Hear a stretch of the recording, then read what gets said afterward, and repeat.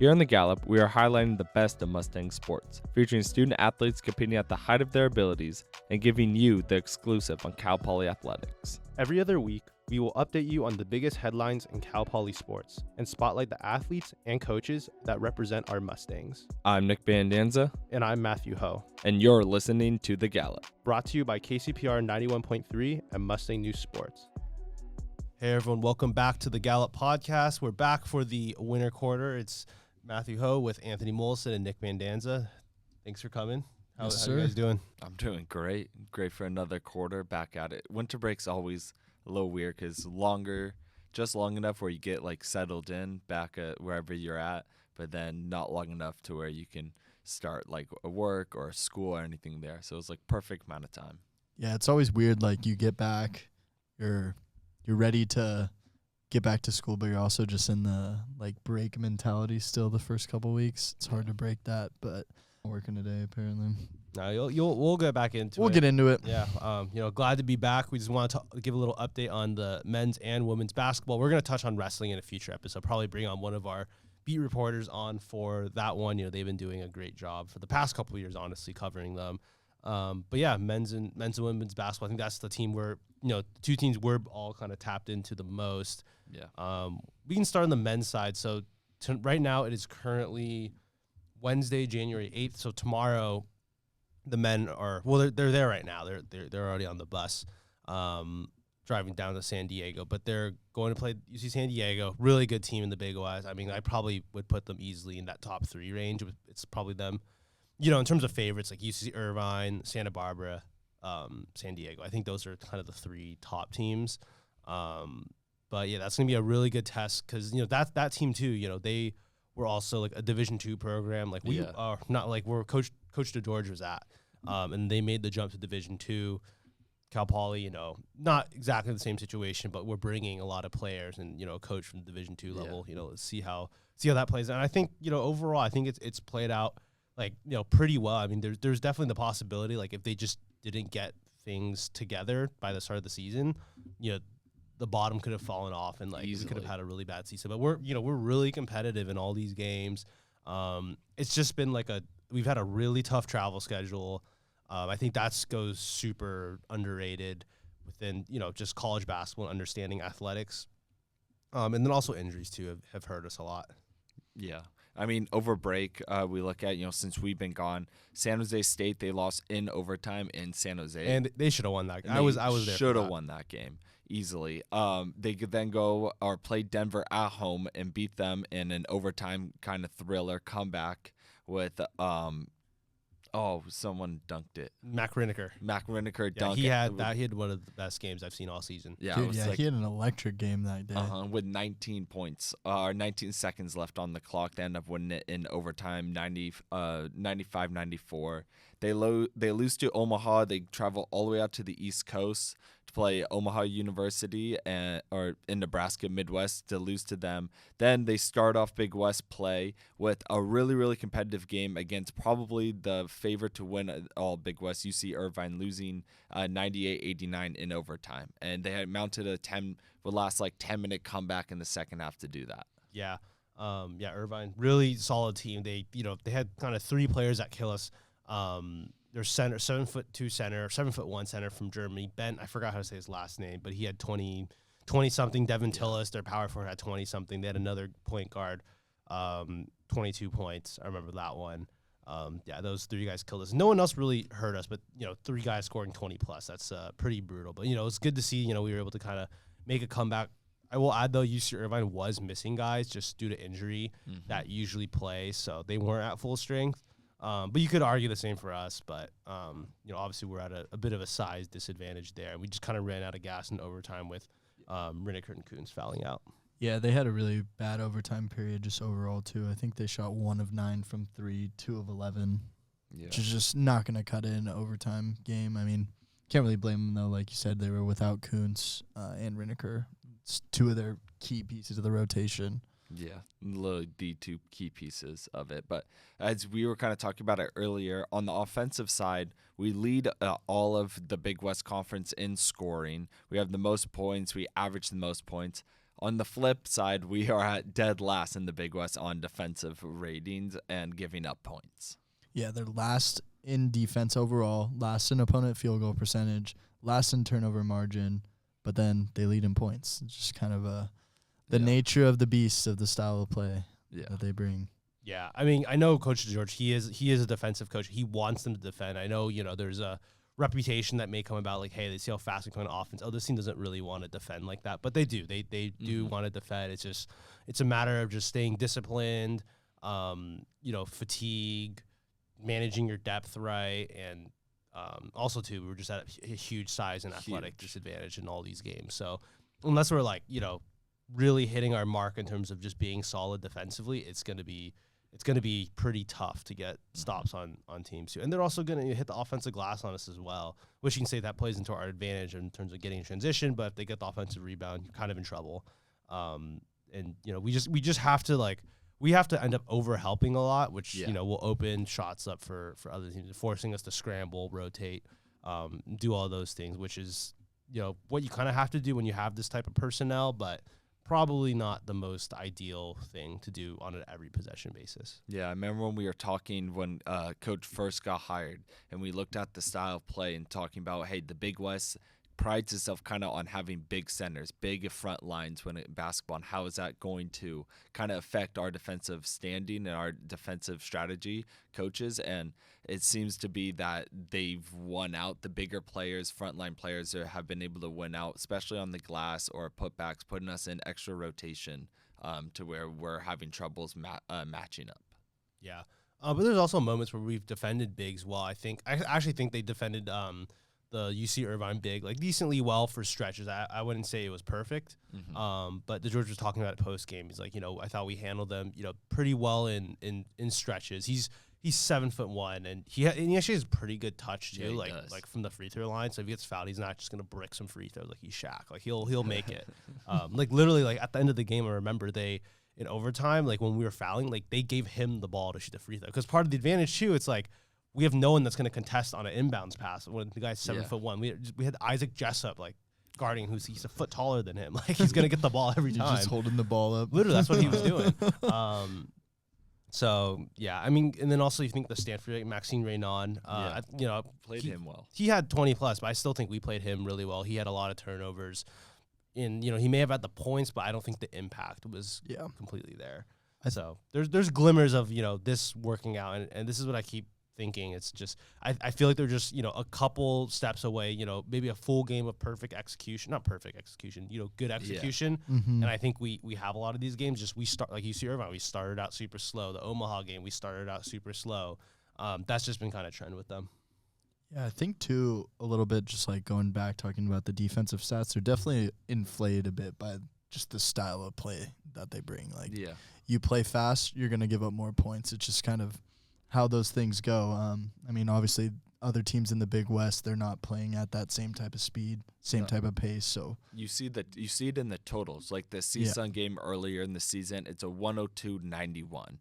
That Irvine game, 98-89. Even before overtime, they were both in the 80s. Those are really inflated, high-scoring games that usually don't see across the Big West. Yeah, then the two games this year that have been arguably the worst offensive games of the year were against Davis, where I think they only scored 60 something. That was the game they had 33 turnovers. Yeah. No Jared Hyder, no Isaac Jessup, playing a lot of guys from the bench. That was bad. No, it's bad. I think it was Hawaii. They also had a pretty bad offensive game. 55 points, just slow.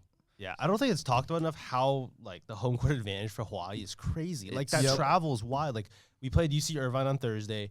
Overtime, right after the game, they're leaving to go on a bus, drive down to LA the same night, stay that night, wake up the next day, then fly to Hawaii the day before the game. Yeah. And then Hawaii, you're 3 hours back. So you're starting the game at 9 p.m. West Coast Pacific time. Yeah.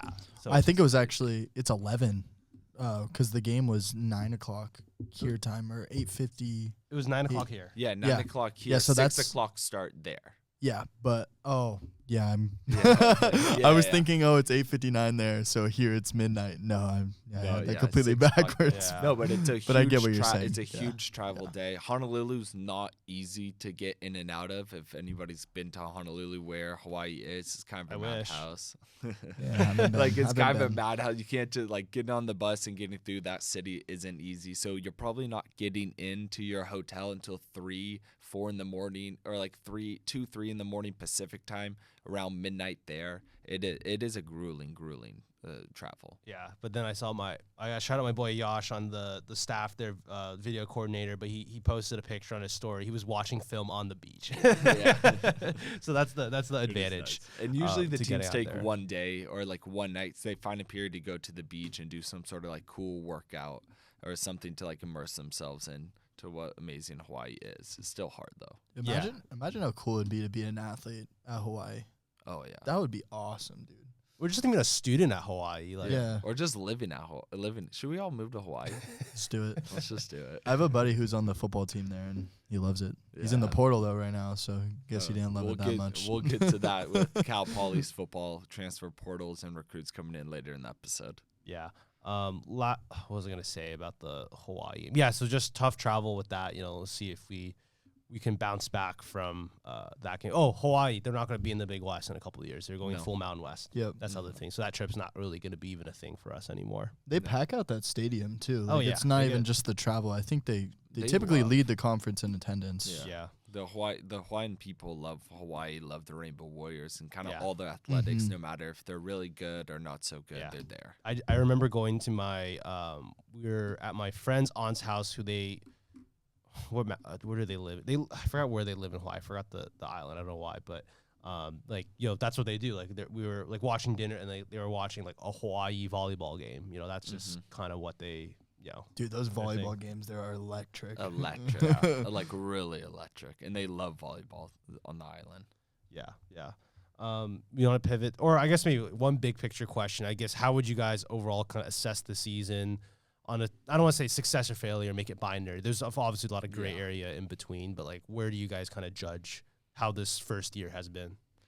I'll judge it not on wins and losses, style play, effort, and energy from the bench. I think there's a lot more energy from the players to come in and play, which is kind of a wild thing to say, but it was an issue last year, especially towards the end of last year when the players themselves seemed to be checked out and ready for the season to end. I don't see that at all now going into conference play where players seem all bought in. The system, like we were talking about earlier, seems to be working in the ways you want to. Obviously, on the defensive end, they need to cut down on turnovers, per game turnovers. But the system seems to be working, and I think it's moving in the right direction. Especially if this offseason you get either transfers or high school recruits that DeGeorge really fits his system perfectly, and he wants to plug and play. Maybe just a little bit elevated skill and athleticism. I think it's just pointing in the right direction, and turn on a Cal Poly basketball game is kind of fun again. Like I look forward to turning it on, watching them play. Yes. That energy going forward. Like it's a fun team, a fun like energy to be a part of. And so I take that as a success, definitely given to where we were. I'm going to use a phrase we think of often on the show, but I'm cautiously optimistic Oh, no. about the no, I don't direction like of that. Cal I don't Poly like that basketball. phrase. No, it's in a good way this time. Hasn't been translating to wins quite yet, but I mean, like you're saying, Better it's play, a lot of fun, and I think the players are just going to continue to get more familiar with the system, especially like the newer guys. And like you were saying, there's a lot of things that they're right there. Like we talk about like 2 of the conference games where they've had the worst offensive games of the season. I doubt they're going to have just horrible offensive performances against every team in the Big West. Especially now with Big West play, you get more of a regimented schedule. And that, like, for college guys, it is nice to have in conference have a game, 2 times a week, Wednesdays and Saturdays. Like, this is the schedule. You get into a routine. I think that really helps, especially a younger, inexperienced D1 team kind of find a way. Old team. I know we're old. Our starting lineup against UC Irvine, everyone was above the age of 23. Yeah, it's older in age, but not older in experience at the Division yeah, One level. That's what I meant by that. Yeah, no, that's fair enough. Well, Saturday, the Big West, Saturday, the blue-green game. I think we play Santa Barbara here at home. I think that's a little bit of a benchmark game to see how at the peak of this team's abilities, what it will look like against a really good team. We're 4-2 at home. Yeah. Yep. 4-2 at home. Rested, energy will be there. I'm hyped up. I'm hyped up. Are you guys gonna be there? Oh, of course. Oh yeah, I'll be there too. We're there, and I think that will be a cool like benchmark game to see like where the team's at. Because I highly doubt to see a slow team out the gates, kind of messing around. Envision that basketball game to be 100% full go the whole 40 minutes. Yeah, they're gonna be pumped up. They're gonna be pumped up for sure. Yeah. We can pivot to Cal Poly women's basketball. They're not having the best of season so far, just start-wise. They played a pretty tough schedule. I mean, they played like UCLA. They play Stanford. No, they play Stanford again, right? Mm-hmm. So you have that, and then Big West-wise, UC Irvine looks really good. Yeah, they had a brutal start to the Big West schedule. It's Hawaii, Irvine, Davis, right? Yeah, 3 of the first 4 games who were all, I believe, top 4 teams in the conference last year. Yeah, and this is a pretty young team. You have a lot of freshmen that are coming off the bench, who are trying to still find their way. So the rotation's been a little shortened. So they're playing, more like 6-7 people.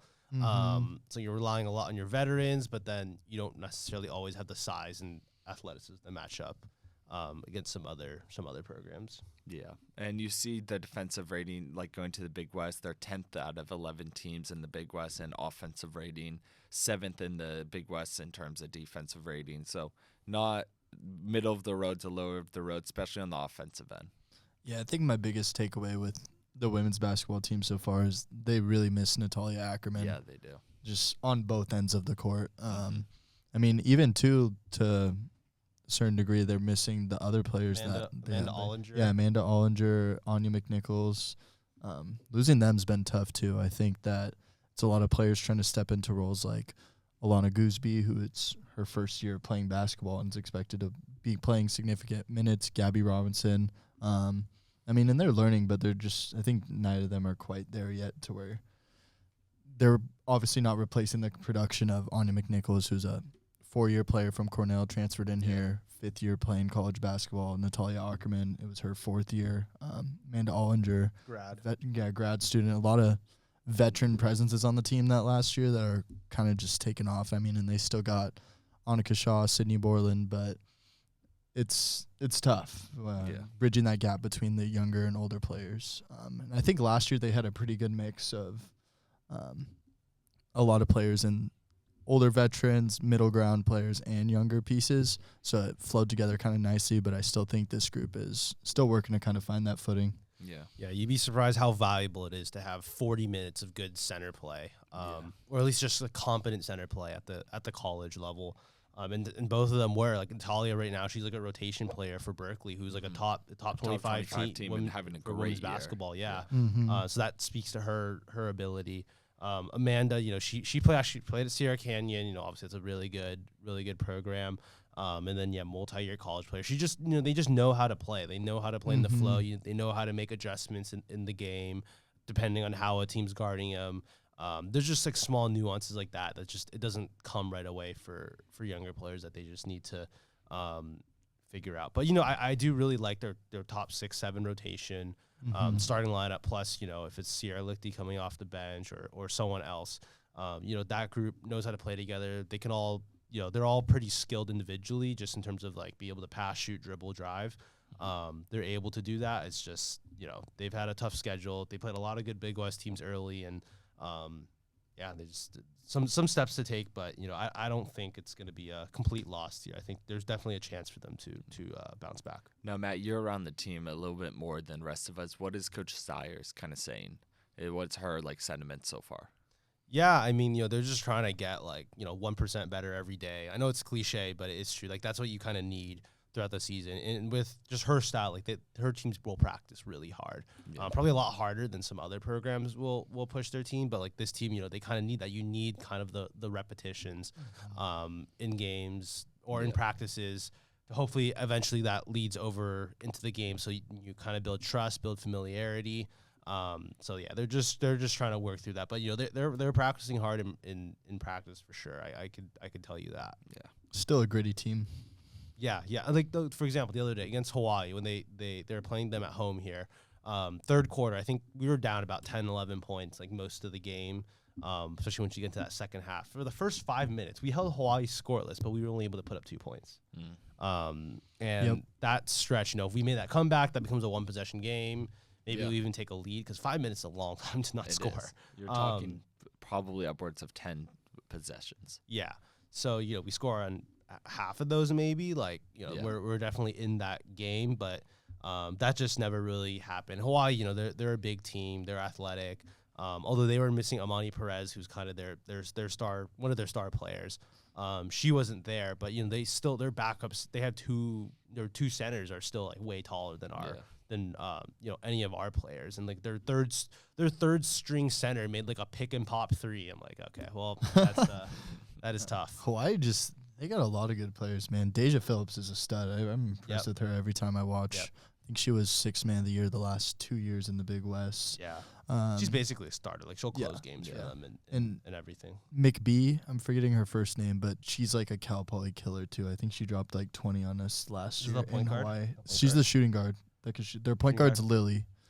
She's really good. Lily's also really good. Every time she shot the ball, just her makes just nothing. She won't hit the rim. Just Mm-hmm. She was like Big West Freshman of the Year at Cal State Fullerton before transferring. Mm-hmm. Yeah. On the transferring side, football recruiting here at Cal Poly. The window's closed. Transfer window and early signing period has now closed due to school being up. So we kind of have an outlook of who left, who stayed, and the new freshmen. There's 16 new early recruit freshmen who signed, which is a good amount if you look across the Big Sky Conference, which they're in, kind of across America too. 16 is a good amount. It seemed like they went really, really defensive and own line heavy in terms of the freshman recruiting class. They had 7 defensive players and 3 athletes who they list them as athletes, but most likely play DB, maybe a little wide receiver, but all 3 of them will probably end up playing defensive back. So that's looking at 10 out of the 16 players coming in on the defensive side, and then 3 O-line. And then they brought in 3 O-linemen. So that's definitely a really big emphasis there. We talk about, but the biggest I think in terms of the high school level is a 3-star cornerback, Sivion Taylor. He's ranked 101st athlete in the nation, so it's position athlete. Mm-hmm. He's 101st best in the nation by 247 Sports, which is like a recruiting website. And he had primarily offers from Arizona State and Boise State. Arizona State, both. Both those programs in the college football playoff. Who knows if those came to fruition by the time it came to signing, but at one point both those schools offered him. So that's a really, really good get. Yeah, I think he had Cal and U of A on there too, but I like Taylor a lot. I was watching his film, and I think according to 24/7 Sports, 5th best Cal Poly recruit all time. Mm-hmm. So that's a pretty big get just in really that. Big get.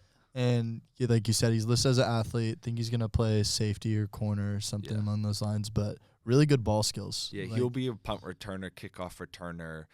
They would want to get the ball in his hands as much as possible. Yeah, he's explosive. And you see it all over. I mean, we're just watching his film, the first 2 minutes is just crazy contested catches where he's just contorting his body for underthrown balls from his quarterback and just sitting there waiting, and then leaps at the last moment as the defender had caught up and just corner the end zone, gets the feet down. I think he's listed 6'1", 180 something. I think that's what they listed. I think he's 6 foot. 6 foot. They say so, right? But that's a bigger side for an athlete, especially at the FBS level. That's you're talking NFL size right there.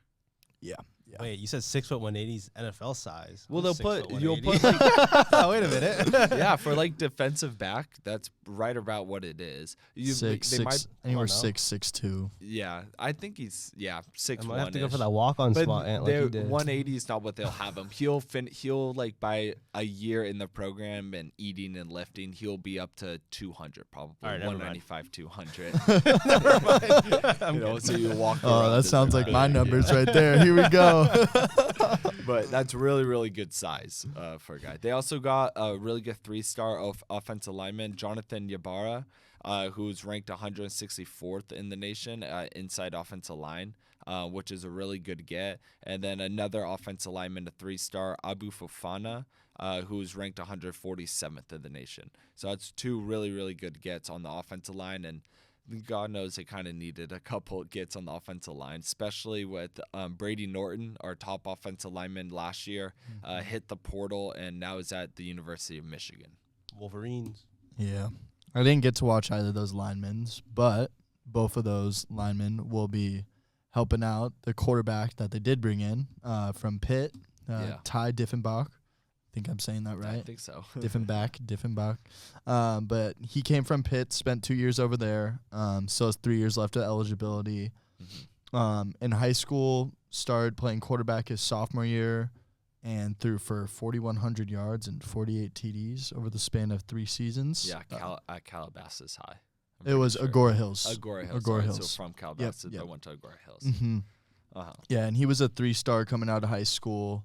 I watched some of his tape. Lengthy for sure. Yeah. He's tall. Moves well in the pocket. They had a lot of like design read stuff they did with him. I will say sometimes he bails on that pocket a little early. So I'd like to say him sit in there and hit a throw, but you never know where the bad clips are of the O-line where you just see unprotected guys coming up the middle. Those ones don't always make the highlight tape. So just maybe a little bit of improvement there to be had and just sit in that pocket, center over the top, hitting a drag over the middle. But he's got nice zip on the intermediate routes when he does sit there in the pocket and hits them. He can make nice throws rolling to his left, rolling to his right. There's a couple of those mixed in the film. But I'm excited for this QB room between him, Jackson Akins, Richie Watts, if they'll let him throw a little more this year. Yeah. We'll see what will happen with that. Bo Kelly's still around. Yeah, Jaden Jones too, yeah.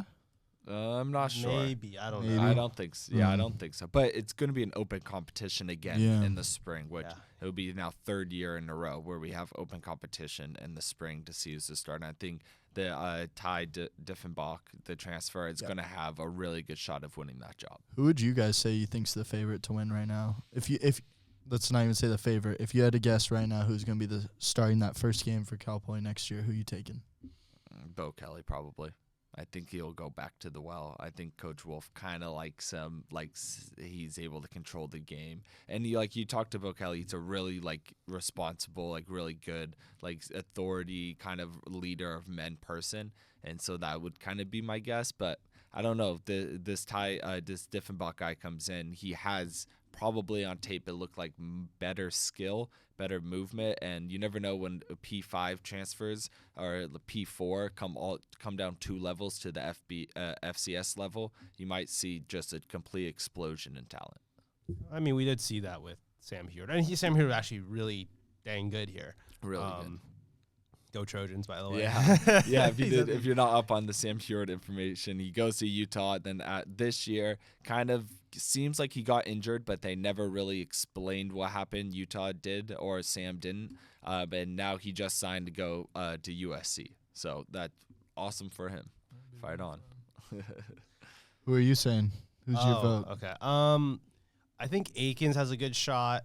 I think because I think one kind of tell on that is with what they did with his eligibility at the end of the season, where they didn't play him that last game just to reserve really it. True. Which is really, really if you true. really are caring about a guy in that way, see a lot of potential, you want to do that. So I say he's a chance. Bo Kelly, I think, definitely still in the running. He's just familiar with that roster, that team. Diffenbach. I mean, I haven't watched him like you guys have, so I don't really know. But obviously, physical tools wise, it sounds like he has it. Physical talent. Yeah.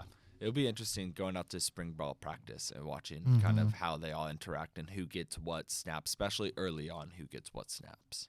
I think they're going to roll with Akins. Yeah. Yeah, I think Akins. Dude, he looked good at the end of the year. Look good. He flashed for sure. It honestly surprised me how good he played at the end of the season. But who knows what this whole thing this year they played 4 different quarterbacks. Yeah. Yeah. And they didn't make up really their mind. I mean, they said they made up their mind, and then then injuries forced their hand, and then going out, then you're wildcatting guys. So it will be very different.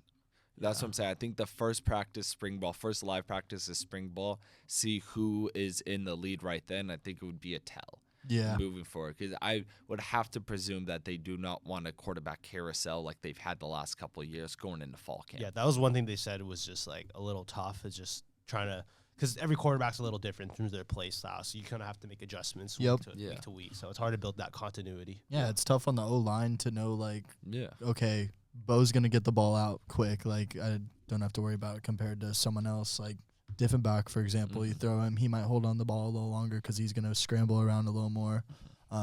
Also a little taller, so he's going to have a little bit of a different way that he sees the defense. The ball's going to come out a little differently for those receivers. I mean, like, they were playing spring ball with Sam Heward last year, who's a lefty. A completely different spin on the ball coming at him, and then a couple months later, Bo Kelly's the starter. So it's just kind of they don't want that. Coach Wolf has said they don't want that, so it'll be really interesting to go there. They also, out of the transfers out, they've had 5. 3 of really no. Brady Norton, who we touched on, goes to Michigan. Jordan Sanders, one of the defensive linemen in rotation who played really well last year in the role he was asked to go as a sophomore. He had 12 total tackles and 3 TFLs, and towards the end of the year was getting even starting snaps, or a lot of starting snaps. He goes and transfers to Texas State University. So that will be kind of a bigger loss on that defensive line, losing to him. And then Aiden Ramos, the running back, he also hits the transfer portal. He hasn't found a home yet, so he'll probably have to wait until after spring ball to find a home. But he then is out. Chattanooga, UTSA. It's the ones I can recall off the top of my head. Yeah, but it seemed like he had not declared where he wanted to go yet, and so I'm not sure what his plans are there. Yeah, we can touch on this. We can touch on this really quick, just about this whole transfer portal stuff. It's like, okay, we get these great guys in recruiting. Like, we were looking at the list before. Like, out of the top 5 recruits that we had, I think like a majority of them have been or even the top 10. Like, a lot of them have been in these past couple of years. Like, just guys that are underclassmen. But it's just like, how do we retain those guys? You know? Yep. Yeah, how do you make it so they're going to want to stay? I think this starts with winning. Like, as simple as it is, guys want to be on teams that win. And one, if they have NFL aspires, like, that really helps. If your team's winning, your team's in the eye more. And 2, just for vibes. I mean, you've heard just how much of a toll it's had on the players in the locker room when week in, week out, you're losing and you kind of lose the hope of winning. That's really, really hard to then, with this era of college football being like, I can just hit the transfer portal and go somewhere else so quickly and somewhat easily, that a lot of guys just want a fresh start mentally. Yeah, it's culture. Yeah. You want good culture within your program. It's simple as that. I mean, if you're going out there and same results are happening every Saturday and there's not much happening to change those results. Yeah, it's hard. Yep. Well, the thing I think about, too, just from an NIL perspective, like, we don't have a collective here. That's kind of the bottom line. You know, maybe some guys are getting paid. Not much. Not much. It wouldn't be much. It would be marginal compared to probably what some other schools have. So that's just also part of the consideration. Like, nowadays, like, I don't know, NIL is kind of interesting, or these NIL payments are very interesting because it's basically pay for play, but it's like through a third party, so it's kind of like just exploiting a loophole. They're technically, like, if you read the fine print, they are exclusively marketing deals and have nothing to do with like performance, but it purely is performance. That's 100%. It's kind of ridiculous. Yeah. And that'll be really hard to retain the really good players. Like, you look at Brady Norton, he probably got money to go to Michigan. Oh my gosh. Really good, but that's what left him. Straight out of Dave Portnoy's pocket, maybe. Who knows? Even Jordan Sanders probably got a little bit of something. Texas State, Texas definitely. State, 100%. Yeah. So it's going to be really hard to retain, no matter the culture. Yeah. No matter how much money you have, our top-end players, once they spend a year or 2 in the program, just because money's money and you only have a certain amount of time to make it, especially if you're an athlete. I think people would be surprised what types of schools are actually paying players. Like, at least from so basketball is kind of my thing, as everyone freaking knows. But Matt knows ball. Like, there's, you know, pretty small mid-major schools that you wouldn't expect to have that are paying guys like 40, 50, Colorado 60K. Colorado State. Even like Go like Rams. even like smaller schools than like the Mountain West, like are paying guys. Yeah. There's schools in the Big West that are paying guys like a decent amount of money. Well, look at Sacramento State in the Big Sky made headline news over kind of this over break of saying they have $50 million ready to go for a stadium and they have an NIL budget of over $10 million at Sacramento State in the Big Sky. They just got a transfer from Alabama, who's a former 5-star wide receiver coming out. There you go. There's money there, and so it's hard for Cal Poly to play at that level when Sacramento State right up the road, UC Davis right up the road, let alone the Montana schools who are able to kind of open up a much bigger checkbook. I wish Sac probably wishes they had that NIL collective when Cam Scatabo was getting out of there. Probably, dude. I remember when he played against us here. Dude, he tore us up. Tore us up. And then he goes to Arizona State. It looks like he put on another 15 pounds of muscle and kept the same shiftiness, same everything. Dude, he's so good. Yeah, he's really, really good. Yeah. So wrap it all up. Elijah Ponder, our really, really good defensive end. This season, he's got to participate in the Hula Bowl, which is one of those like senior like showcase type bowls, which is really, really cool. East West Shrine Bowl, one of those. Yeah, it's one of those types. Now there's more than just one. There's so many. Yeah. So I hadn't even heard of the Hula Bowl before. Yeah. Actually, I take that back. I had. Yeah.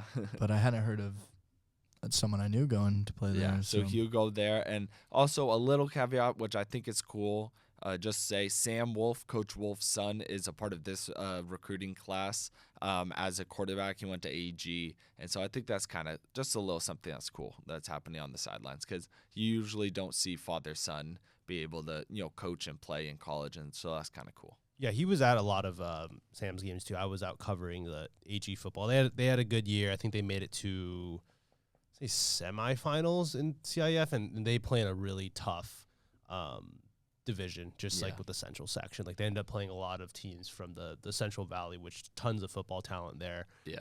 And they were able to scrape out some wins early in the playoffs and make a good run. And Sam's he's really solid quarterback, and I probably don't expect him to play like his freshman year, but. I was just gonna say he's a dark horse for that conversation. Probably not. No, he just you could tell like he's a strong leader. Like guys listen to him. Makes the right decision. Yeah, he's a quarterback. He's a quarterback. Yeah. And it would be cool to see actually.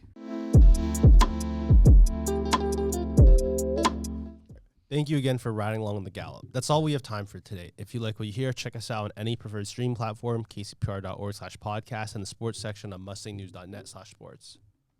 You can follow on KCPR on Instagram, TikTok, or Twitter at KCPR913, and Mustang News Sports at CP Mustang Sports. For more information, check the official Cal Poly Athletic website at gopoly.com.